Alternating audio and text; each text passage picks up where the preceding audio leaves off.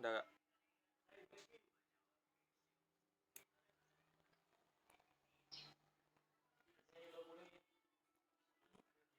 Udah. Udah. 1, 2. Yang kamera yang nge-record siapa? Aku Kak. Kita. Assalamualaikum warahmatullahi wabarakatuh. Waalaikumsalam warahmatullahi wabarakatuh. Kami dari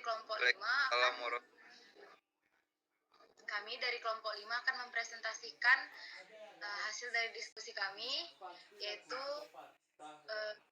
belum kita membuka presentasi, ada baiknya kita membaca basmalah. Bismillahirrahmanirrahim.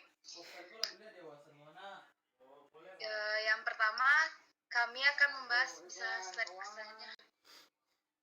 Mait lah kawan, mait. Slide selanjutnya, berat.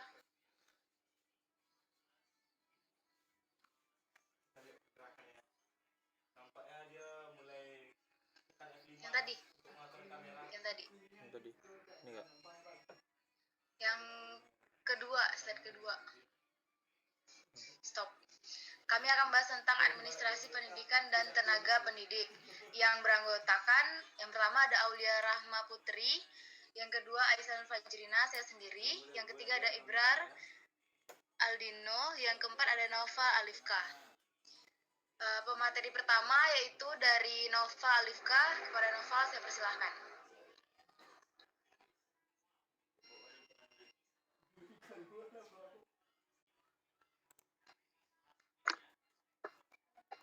Materi pertama yaitu pembinaan dan pengembangan PTK.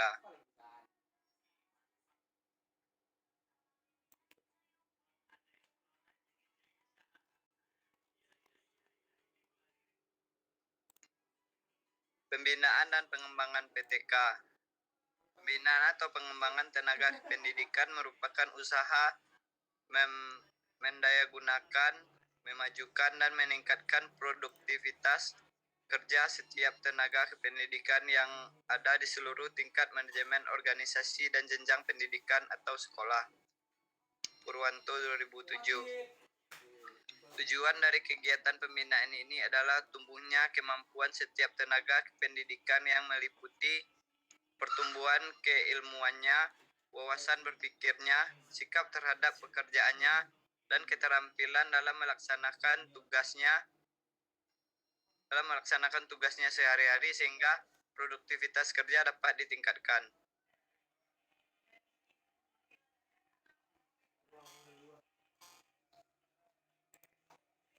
Dalam upaya pengembangan tenaga kependidikan ini, peran dan komitmen pimpinan sangat diperlukan, karena tidak jarang aktivitas pengembangan tersebut terhambat karena tidak adanya komitmen dan pimpinan untuk mau mengembangkan stafnya. Dengan demikian, kebutuhan pengembangan staf senantiasa menjadi agenda penting yang dapat dijalankan secara kooperatif antara pimpinan dengan pihak yang dipimpinnya.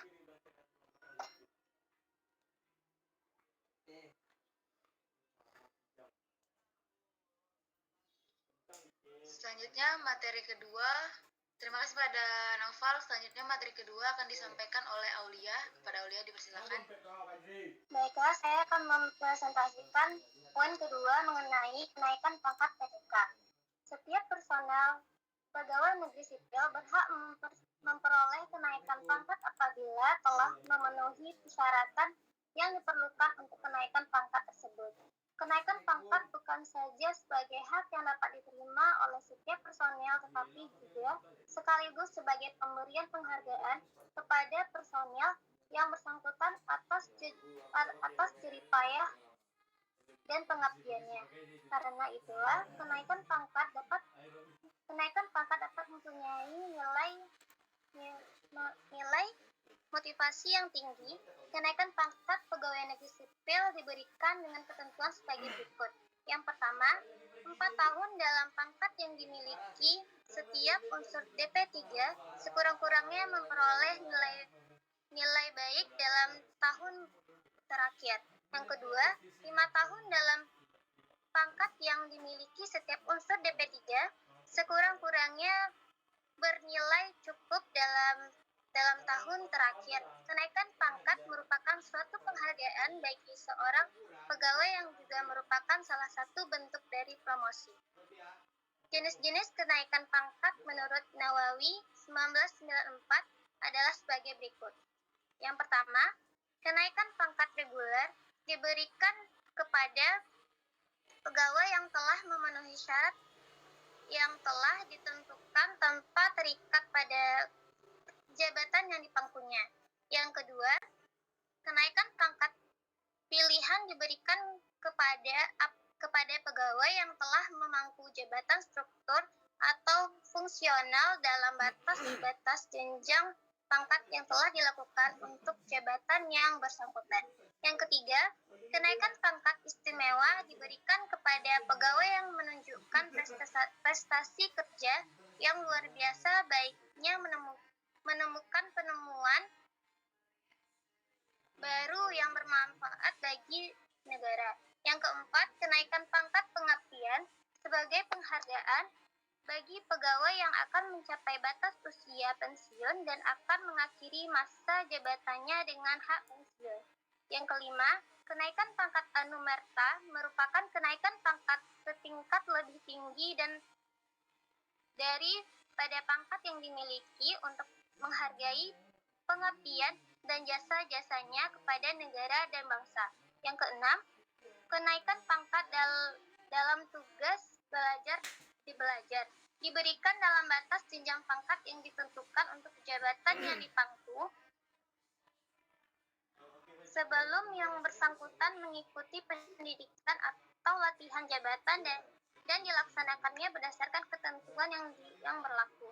Yang ketujuh, kenaikan pangkat menjadi pejabat negara diberikan kepada pegawai yang diangkat menjadi penjabat dari jabatan organiknya maupun yang tidak dibebaskan dari jabatan organiknya.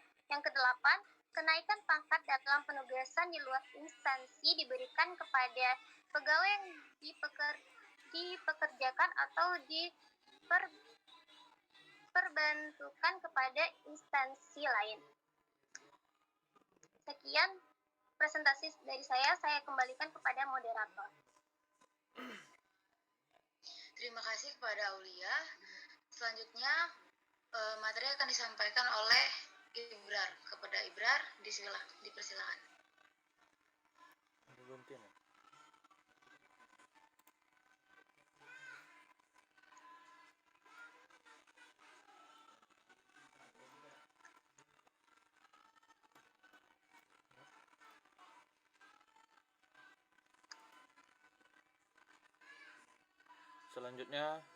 ya?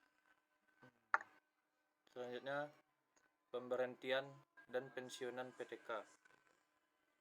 Yang pertama itu pemberhentian PTK merupakan suatu pemutusan hubungan kerja yang dianggap tidak mampu lagi bekerja dalam suatu organisasi dengan baik. Namun ada pula karena kondisi perusahaan yang buruk.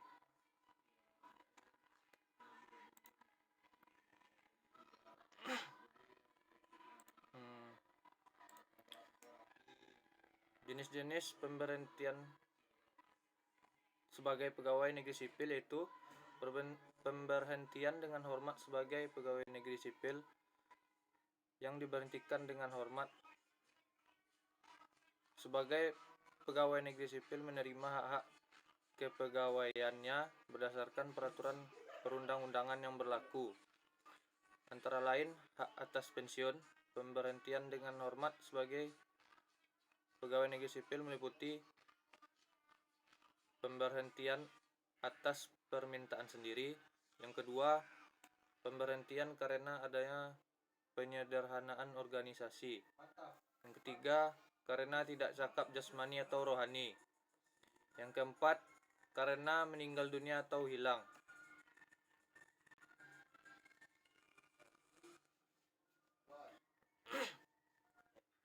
Selanjutnya, evaluasi kinerja PTK.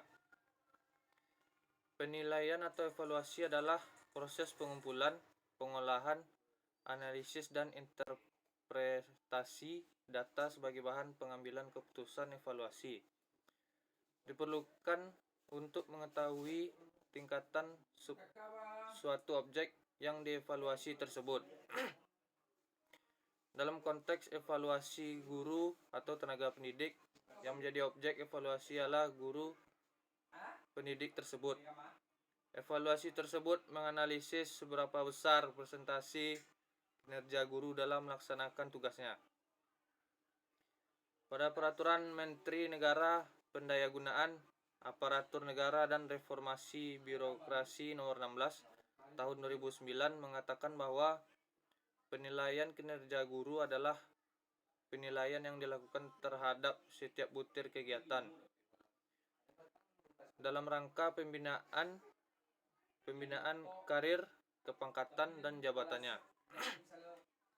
Evaluasi kinerja guru atau tenaga pendidik merupakan sebuah sistem pengelolaan kinerja berbasis guru yang dibuat untuk menilai mengevaluasi tingkat kinerja guru dalam rangka mencapai kinerja sekolah secara maksimal yang berdampak pada peningkatan prestasi peserta didik. Syarat-syarat sistem evaluasi kinerja tenaga pendidik diperlukan untuk memperoleh hasil evaluasi yang benar dan tepat menurut Marmoah tahun 2018 sebagai berikut. Yang pertama yaitu valid. Aspek yang dinilai benar-benar mengukur komponen tugas tenaga pendidik dalam melaksanakan pembimbingan atau tugas lain yang relevan dengan fungsi sekolah.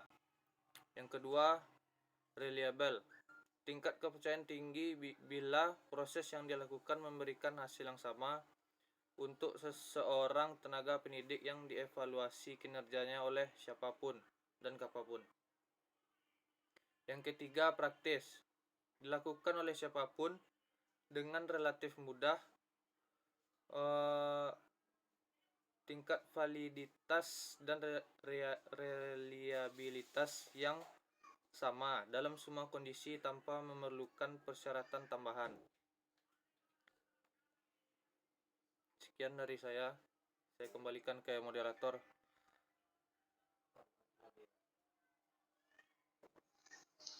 Terima kasih kepada Ibrar. Selanjutnya akan dijelaskan oleh saya sendiri, yaitu peran guru dalam administrasi PTK.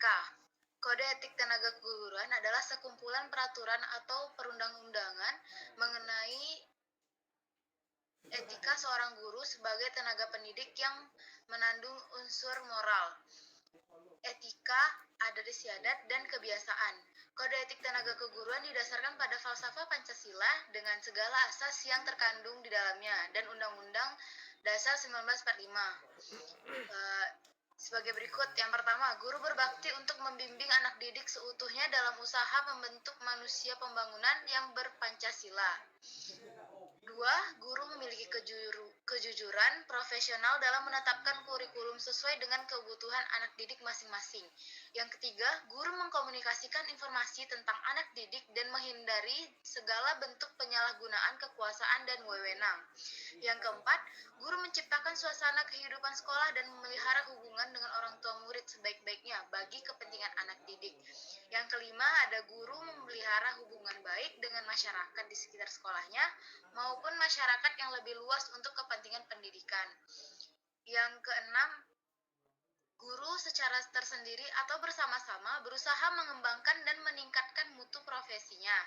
Yang ketujuh, guru menciptakan dan memelihara hubungan antara sesama guru, baik berdasarkan lingkungan kerja maupun dalam hubungan keseluruhan. Yang kedelapan, ada guru secara bersama-sama melihara, meningkatkan, dan membina organisasi profesi guru sebagai saran pengabdian. Yang terakhir, yaitu guru melaksanakan segala ketentuan yang merupakan kebijaksanaan pemerintah dalam bidang pendidikan. Sekian presentasi dari kelompok 5. Diharapkan kepada teman-teman untuk memberikan kritik atau saran atas presentasi kami, dan juga kalian bisa memberikan pertanyaan pada kolom komentar yang nanti akan tersedia di bawah. Sekian dari kami. Assalamualaikum warahmatullahi wabarakatuh.